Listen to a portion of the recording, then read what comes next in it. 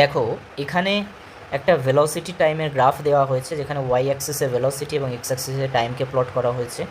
যখন টাইম 0 তখন velocity 30 metre per second.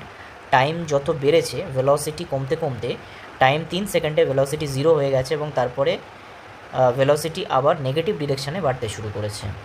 এই হচ্ছে গ্রাফে দেওয়া আছে এবং সেখানে কোয়েশ্চেন দিয়েছে যে ডিসপ্লেসমেন্ট ইন ফার্স্ট 3 সেকেন্ড।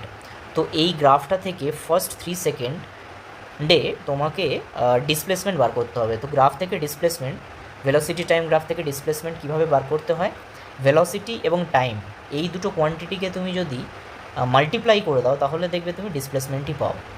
তো সেই লজিক অনুযায়ী ভেলোসিটি এবং ডিসপ্লেসমেন্টকে তুমি মাল্টিপ্লাই করে দাও, মানে এরিয়া আন্ডার দ্য কার্ভ, সেটা করলেই কিন্তু তুমি এইখানে এই গ্রাফ থেকে ভেলোসিটি টাইম গ্রাফ থেকে কিন্তু ডিসপ্লেসমেন্ট পেয়ে যাবে। তো এখানে এরিয়া আন্ডার দ্য কার্ভ যে এরিয়াটা আছে সেটা কিন্তু অ্যাকচুয়ালি যে শেপটা ফর্ম করেছে সেটা একটা ট্রায়াঙ্গেল।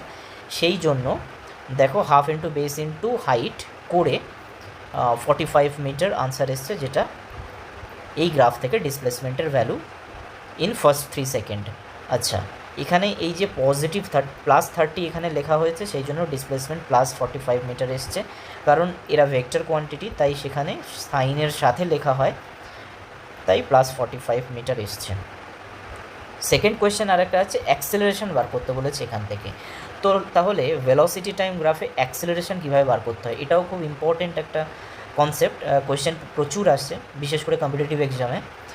তো অ্যাক্সেলারেশন কীভাবে বার করতে হয় ভেলোসিটি টাইম গ্রাফে, সেখানে তোমায় অ্যাকচুয়ালি স্লোপ বার করতে হয়। তো স্লোপ বার করতে গেলে আমরা জানি slope y2 - y1 divided by x2 - x1। এখানে y1 30 রাখা হয়েছে এবং y2 0। তার কারণ y1 30 কেন, কারণ এটাই এর ইনিশিয়াল ভেলোসিটি ছিল এবং ফাইনাল ভেলোসিটি 3 সেকেন্ড পরে 0 এসছে, তাই 0 মিটার পার সেকেন্ড এর y2 হবে। এইটা অনেক সময় উল্টে যেতে পারে যে কেন উপরে আছে যেটা সেটাকে আমি y2 দেবো এবং নিচে 0কে y1 লিখবো, তাহলে সেক্ষেত্রে y2 - y1 যখন করবে তখন কিন্তু তোমার ভ্যালু সেম আসবে, বাট তোমার সাইন উল্টে যাবে, পজিটিভের জায়গায় নেগেটিভ আসবে এবং নেগেটিভের জায়গায় পজিটিভ আসবে।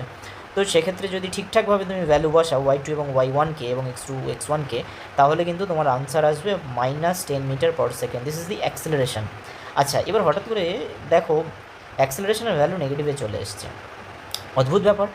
তুমি এবারে যখন গ্রাফটাকে এবার দেখবে তাহলে বুঝতে পারবে যে হ্যাঁ সত্যি অ্যাক্সেলারেশন নেগেটিভই ছিল। মানে তুমি একটু ব্যাপারটাকে বোঝার চেষ্টা করো, একটা বস্তুর উপরে তুমি যদি পজিটিভ অ্যাক্সেলারেশন দিতে